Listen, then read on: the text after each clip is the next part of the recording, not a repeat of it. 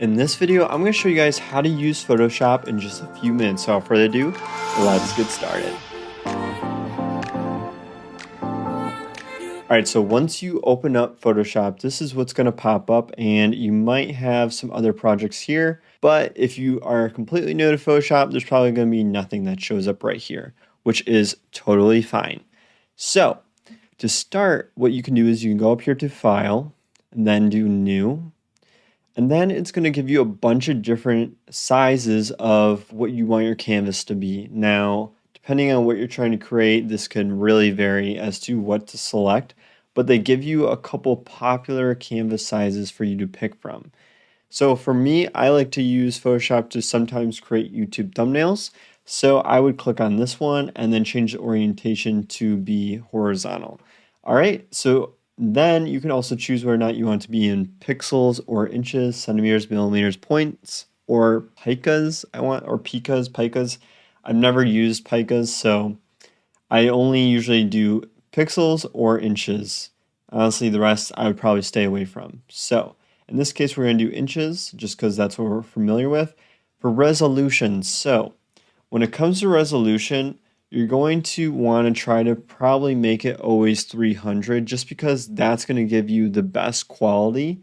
If you do something like 100, it will lower the file size, but you're also going to start sacrificing the quality of the high res kind of look and feel of that image. So try to stick with 300. That is the perfect rule of thumb for anyone that's usually in Photoshop, and it's a great type of high definition quality. All right, and then I just do pixels per inch. I don't mess around with that at all. And then I don't mess around with any of these settings at all either. So then you can just do create. All right, so for this example, I'm gonna show you guys what it's like if you wanna bring in an image and then edit that. And I'm gonna also walk through some of the different features in Photoshop while I'm editing this photo. So let's say I'm bringing in, and I'm just on Google right now, and I went to unsplash.com. I wanted this image right here. It downloaded right here. All you have to do is click and drag. And then once you're on the Photoshop application, just release it.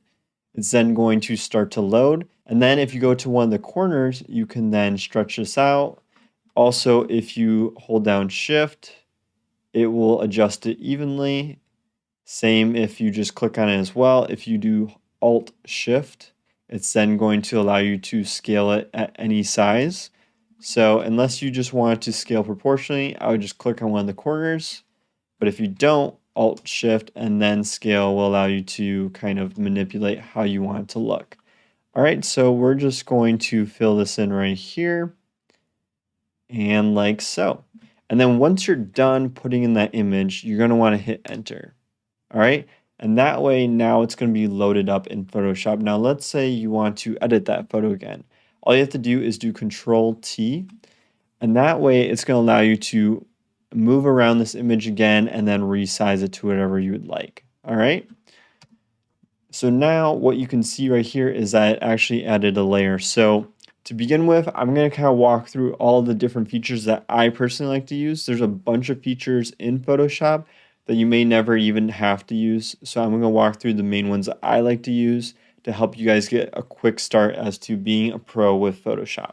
So to begin with, here is the move tool. Honestly, I can confidently say I've never like clicked on the move tool to move anything. The nice thing about Photoshop is if you want to move something, all you have to do is click on it and it's going to move it for you. Next is this rectangular marquee tool. So let's say you want to use this marquee tool to select a certain part of your canvas, and then maybe you want to, use a brush tool.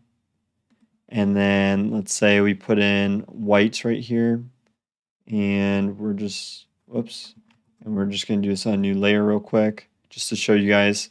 It's only going to allow you to paint within that marquee tool. If you want to get rid of that marquee tool, all you have to do is do Control D, and that's going to get rid of it. And now what you can do is you can move this around like so, or if you hit Control T, you can resize it, which is really nice, and then hit enter. All right.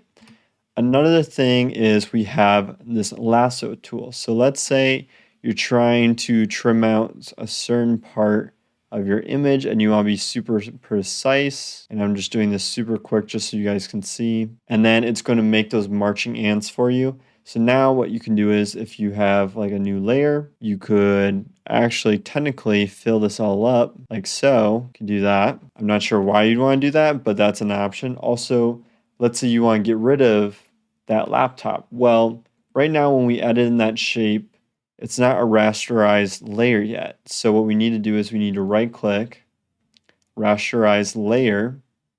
And this just allows you the ability to manipulate that image to, warp it, do whatever you want with it, just rasterize the layer, and that will allow you to manipulate it. So let's say we want to delete this part. We can do that right there. If we just hit delete, we can undo again. Let's say we want to get rid of those marching ants. We can just do Control D, which is deselect. All right.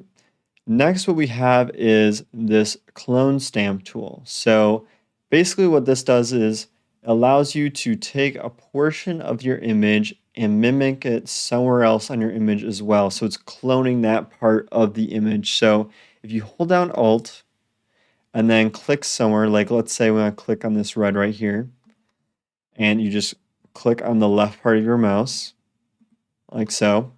Now you're going to see that it's taking that part of the image and I can start painting it over here. But watch what happens when I start painting. You're going to see that there's going to be this kind of symbol right there on the left.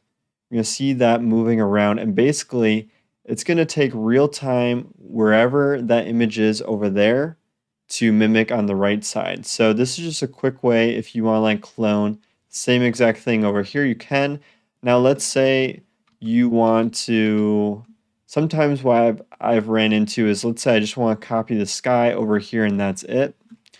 I would make the brush a little smaller and then I would click right here, holding down Alt and then click on the left part of your mouse. And then I would go over here and I would paint it. And then if I want some more of that, I would paint again. So as you can see, this can be really finicky. Obviously, like, if you're watching that cross, you can make sure you're only getting that. And then if you want to do it again, you could do it like so. So that's just kind of a quick way on how to do it. Obviously, that is a very poor use case for that. And I'm more than happy to show you guys better scenarios where the stamp tool would come in handy. Most of the times, people are going to use the stamp tool if they want to make something disappear.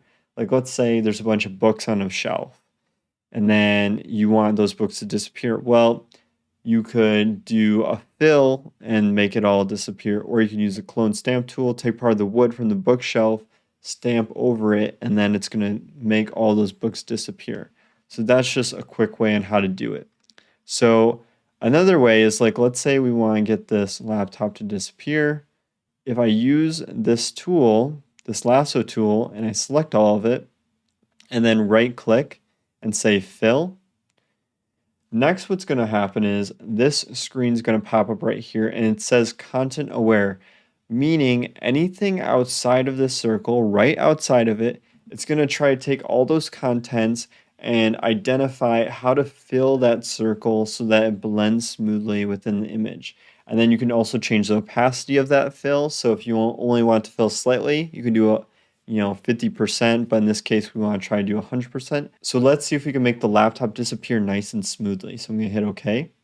Now it's thinking right now, and it's filling that. It's taking all the content around that circle and filling it right now.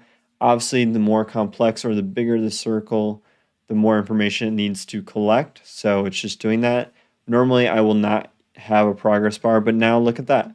So now that laptop is completely gone. There's still a little bit right here, but that's because that's, part of understanding the image, and they were like, well, part of this is still existent, so we want to keep that in there. So that is just a quick way to make things disappear completely. I can give you guys a better example. So we'll try to make this disappear. We'll try to make that satellite disappear. So if I download this, bring this in, and by the way, you can't do anything to this image until you size it up and then hit enter. Okay, so just keep that in mind when you're doing that. So then let's do the lasso tool. Select all around this, and you want to try to stay close to it. So I'm going to do like that. And then I'm actually going to edit this a little bit. So right now what I'm doing is I'm actually chopping off part of my selection so that's a little bit more refined. And how you do that is, let's say you want to add part of your selection to this. You can hit the shift button, which gives you this plus sign, and then you could go like that. And now you're going to have those two selections made. Now let's say you accidentally select it. You made that selection and you want to get rid of it. Hold down the Alt key, and that's going to give you a minus sign, and then you can highlight over that, and that's going to get rid of it. So, but you want to take parts of it out. I'm just holding down the Alt key, and that's how I'm getting rid of it. So right now the fill is actually grayed out. So what I need to do is right click, and I need to rasterize layer. Now what I can do is right click, do fill, content aware, and let's see if this works. I'm excited. All right, let's hope. Let's hope. All right, look at that. You guys, now, how often are you able to get rid of something that quickly in any other tool? I don't know any other tool that can do that quickly. Another thing is, so we have the lasso tool, the selection tool, the move tool. Now we have object selection. So a really cool part of this is, let's say you're trying to get rid of this tower right here, and you don't want to do the lasso tool to be super precise, but you want to be super precise and select all of it and just not go through all the hassle of being super detailed. If you use object selection, it's going to try to select what they think you're trying to select automatically. So if I highlight over this, now if you look here, look at this, it got super detailed and only went around this object where it thought it needed to go around. Now, let's say you're missing part of it. Well, you can hold down shift and then select that part and see if it selects that. So now it's starting to select more of it. And then like so, and then maybe you'll have to go in to the lasso tool and add a little bit more. Now, the object selection tool, honestly, it works the best with people. I'll highlight this person right here. It's going to then identify that person pretty well, where you don't have to go through and be super finicky with your mouse and try to go through her hair and everything extremely precise. No, you don't have to do that. And again, we have to rasterize this layer. And then you can right click, do fill, hit OK. And it's going to take a little bit of time to work its magic. Got it. It's filling. It's doing its magic. Come on, Photoshop, work with me here. All right. Bam. All right. So in this scenario, not the smoothest, but in other scenarios, it could work pretty well. So another thing I want to show you guys while we're here is if you have this image right here, and then you go here to properties, you can actually remove the background. So it's going to try and guess, especially for portraits, that you're going to want to keep that subject matter expert, the person, in the canvas, but the rest of it, it's going to remove. So let's try and see if this can do this properly. Remove background. It's thinking. A lot of thinking with Photoshop. It's all good. It's doing its magic. And look at that. It just removed the background perfectly. And now, if I unhide this, I now can have my girl, in the background of this satellite. Maybe she's just in the mountains right here. I don't know, you guys. This is just a quick way. Oh, here, let me put myself on the left. So you guys were not able to see these layers. Sorry about that. So basically how these layers work is you can move these up and down. So if I move it out like that, it will change the layering of what shows first. And then you can unhide these and re-show them like so. Okay? Sorry about that. My face was covering that at first. All right, and then you can move this around. So if I click on this subject and hit Control T, I then can move this subject around like so. Okay, and then I'm going to hit Enter. Next tool is crop. So it's pretty simple and straightforward. It's just cropping whatever you have selected. So if you want to crop your canvas to just be like so, then you hit check mark. Now your canvas is going to look like this. Now, if you're wanting to crop like a specific image, what I recommend is basically using this marquee tool and then just highlighting the parts you want to get rid of, deselecting, Control T, and now you have this image cropped like so. Okay? So we're just going to undo that real quick. All right, and undo it one more time. All right, so next what we have is eyedropper. So let's say you're wanting to get a very specific color and you want to click it right there. Now the color is going to show up right there, and let's say you want to use your brush, you can then paint that color on your canvas, which is pretty cool. And there's all these different shortcuts for all these tools, so if you actually hold over this, it's going to show you that the shortcut for brush is B. The shortcut for eyedropper is I. The shortcut for crop is C. So just look for those different kind of shortcut letters if you want to sift through everything. Like if I hit I, B, V, it does all these shortcuts to get these tools to pop up so you don't always have to go back here and click on them. All right, the next tool, what we have is spot healing brush.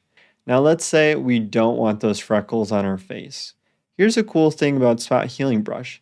It's kind of similar to when you did the lasso tool and then you did right click fill and content aware. It almost is doing the exact same thing basically. It's doing content aware, but it's automatically doing it in kind of a brush style to get rid of stuff. So if I click on this, it's going to kind of delete those freckles super quickly, which is amazing. So if you don't want those freckles to show up anymore, you can do that. So another thing with content aware is, let's say you're clicking and holding and then going over those freckles all at once. It's then going to try to get rid of them all at the same time. Now, you might not want to do this too much where you like select, like let's say you're selecting all of this.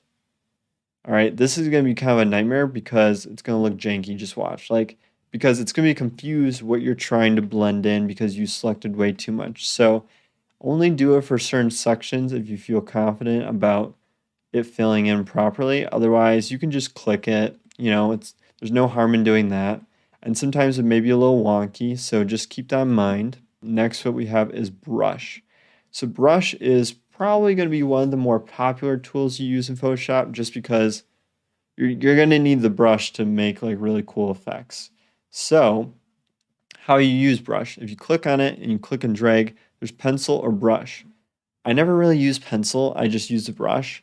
And then if you go up here, you're going to see all these different settings for brush. Ignore most of these settings. The only things you really want to focus on are right here is this section right here. If you click on this drop down menu, you then can affect the size, the hardness, and then there's all these different brushes you can pick from.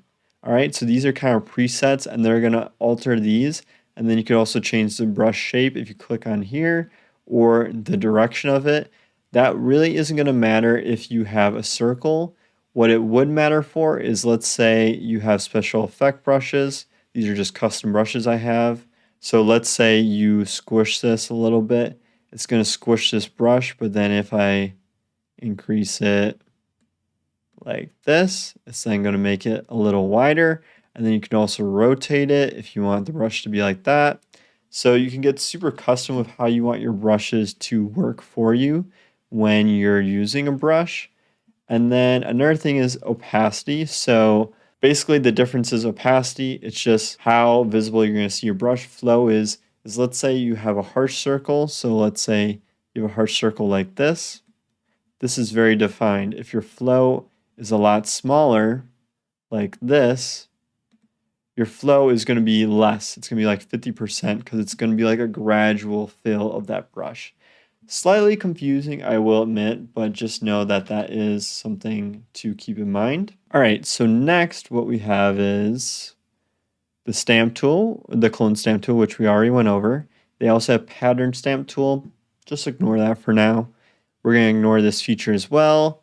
Same with the eraser tool. So I actually did a video as to why you should never use the eraser tool in Photoshop. So if you haven't seen that, make sure to check it out right here. If you do want to use the eraser tool, it does just kind of erase whatever you've created. So if like you have this image and let's say You made it harsher and opacity 100%.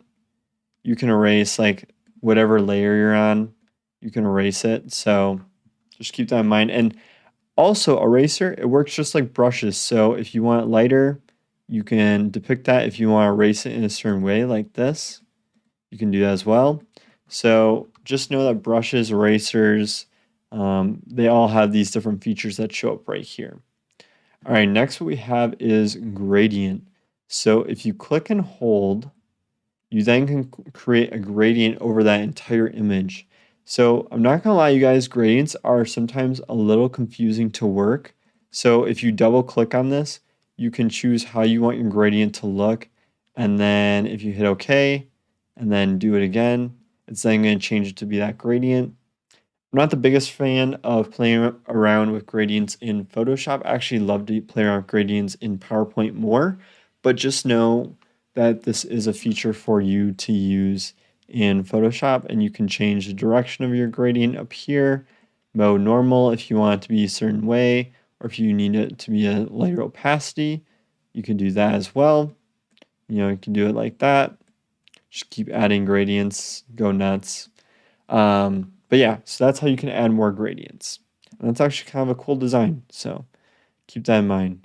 Next, what we have is the smudge tool. So let's say you just want to, and here, I'll click on this layer. Let's say, and we gotta make sure the brush is a normal amount. So let's say you want to smudge part of this blue into this white area. If you click and drag, it's gonna basically smudge it as almost if it's like watery or like watercolors, it's smudging it in. All right, so like you can smudge her nose that way. Or actually, let's click on her. So if you click on that layer and then smudge her nose that way, you can do that. Or if you want to smudge her eyeball this way, you can do that. I have no idea why you would do this. Or if you want her hair to be like super long, you can do that. And then if you hold down this tool, you also have the blur tool. So if you want to blur part of your image, you can choose the strength of it, and then you can keep blurring this and blurring it. All right, so that is how you can blur. All right, so next what we have is the sharpen tool. So this does the exact opposite of what blur does. So if you click on something, it's going to try and sharpen it for you. So if I keep clicking this, it should start to sharpen it. It's going to probably be hard to see, but just know that does sharpen. Next is the dodge tool. So let's say you have like teeth like mine, and they're, maybe they're not as white as you would like them. You can use the dodge tool and put them over your teeth to kind of make them brighter. So it's kind of a hack I do. This is also it just basically makes whatever you select brighter, and like the brightness basically is amped up on it, is a good way to think about it. And then the burn tool, kind of the opposite, more darkness happens to it. And then the sponge tool kind of adds like this weird like saturation to things. So like the more I click on this, it's just going to make it like a weird saturation. So there's that.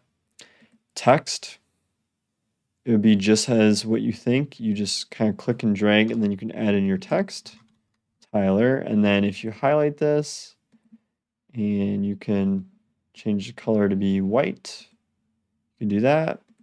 And then if you click off of it, you can then move it around, or you can do Control T and affect the sizing of it. If you need to go back and edit that text, you just click on that text tool again, and then you can edit the text. You can highlight certain things if you want that to be red. You can do that. Next, what we have is pen tool. So for beginners, you're probably not going to use the pen tool as much, but what people like to use the pen tool for is if they want to have like a super precise like clipping mask, they'll use this to like clip out super precise things, and then they'll say, create a vector mask, or they'll say, free transform path, and then it's just a shape now. So this is just a way, or that you can like warp it. So you get super creative with this pen tool right here. And if you hold down this, there's a bunch of different options. Honestly, I wouldn't get too caught up in the pen tool just yet. Path selection.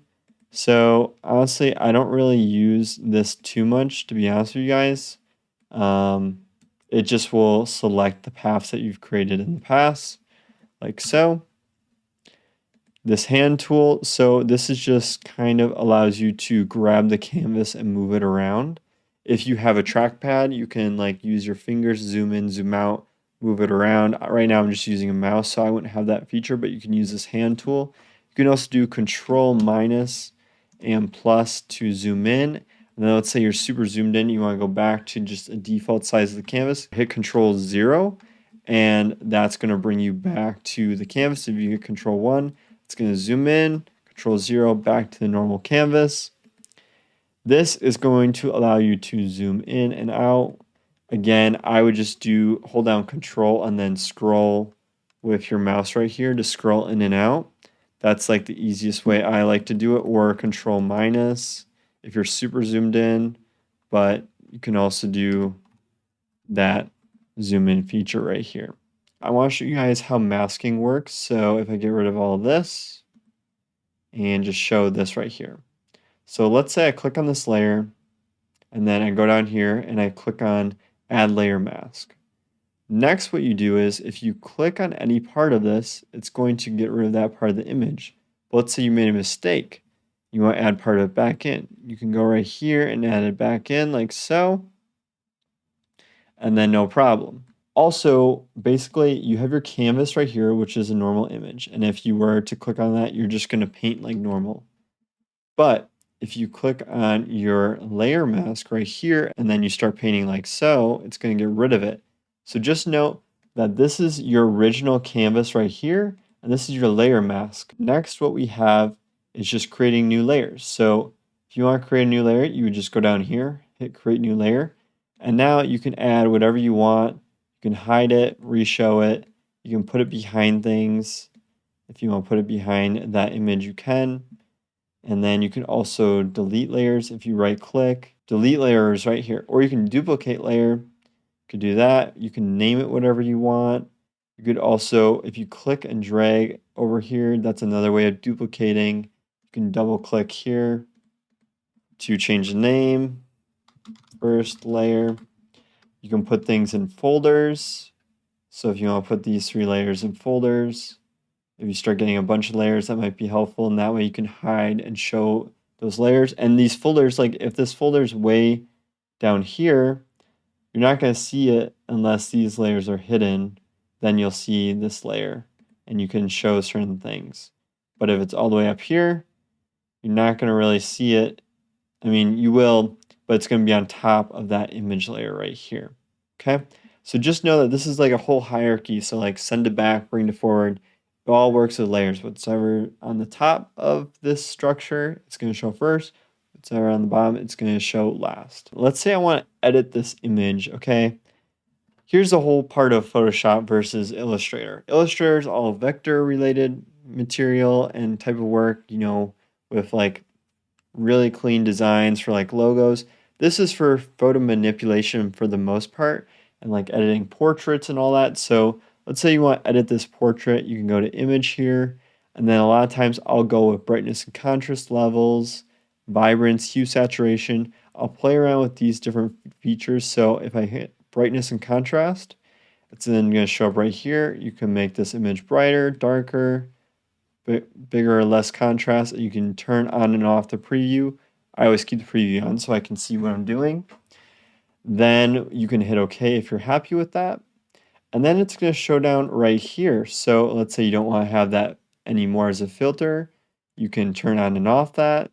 Smart filter. So let's say you want to actually only have parts of your image to have that brightness. This works like a layering mask. So I can actually have just the top and the bottom with that weird brightness feature that I had. Okay, so this is where it starts to get a little complicated. Now you can also add effects if you go down right here. You can do the same things that we saw right here up in image and adjustments, okay? They're right here as well. So you can adjust the vibrance. if you want to make it more vibrant or less vibrant. And then you could also adjust the hue saturation, which I love to do, is you can actually make people turn different colors, which is awesome. Let's say I want to blur this image. All right, filter, blur, and Gaussian blur. So just the bigger you make the radius, the more blurry it's going to be. All right, so that is how you can add blur to an image. There's effects as well. You can add obviously like inner and outer glows. If you hit this, it's then going to pop up the screen and you can add different things to that image. So you can play around with that. Another lifesaver is this thing called history. So let's say you just, this keeps track of every single action that you made in Photoshop. So if we want to go all the way back to the beginning where we added, maybe right here, we're going to get all the way back to this. We can even go back even more, and now we're all the way back to where we started. All right, so this is a quick way to go back to maybe a time and place that you wanted to. So I definitely recommend always using history. All right, so for the most part, that's the majority of what I kind of use in Photoshop. Obviously, there are a lot more features in Photoshop and you want me to cover more things, or if there's a specific feature in Photoshop that you want me to cover, let me know in the comments down below. I'd be happy to cover it. But that is everything. So if you guys did like this video, make sure to give it a thumbs up. And if you could subscribe, I would greatly appreciate the support. Also, if you are interested in learning all things about PowerPoint, I know this was a Photoshop tutorial, but if you're interested in learning things about PowerPoint, I do have a course on Udemy, so I have a link to that in the description below. And without further ado, I hope you guys have a great rest of your day, and I hope to see you guys in future videos. Thanks.